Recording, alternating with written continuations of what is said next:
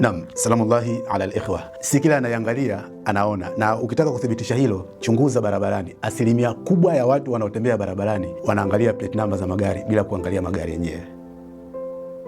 Niliweza kufahamu tofauti wa maneno mawili ya lugha ya Kiarabu ambayo ni an-nadhar na ar-ru'ya baada ya kukalishwa kitako na babu yangu ambaye alikuwa ni mwalimu wa darasa letu. Aliweza kutufunza utofauti wa maneno haya mawili ambayo ni an-nadhar na ar-ru'ya kwa Kiswahili, akiwa na maana ya kwamba an-nadhar kuangalia, ar-ru'ya kuona. Alitupa utofauti kwa kusema an-nadhar bidayatu ru'ya wa ru'ya nihayatu nadhar, akimaanisha kwa Kiswahili ya kwamba kuangalia ni mwanzo wa kuona na kuona ni mwisho wa kuangalia. Sasa hiyo ndio ilikuwa tafsiri ya babu yangu bila maelezo wala bila ufafanuzi, lakini kama kuna mwingine ambaye atakuwa na tafsiri tofauti na hii, basi ataweza kushare nasi katika uwanja wa comment. Naamini kwa urahisi zaidi umeweza kujifunza utofauti kati ya maneno haya mawili ndani ya muda mchache. Hakikisha unatufuatilia zaidi ili kujifunza zaidi lugha ya Kiarabu na babu yangu.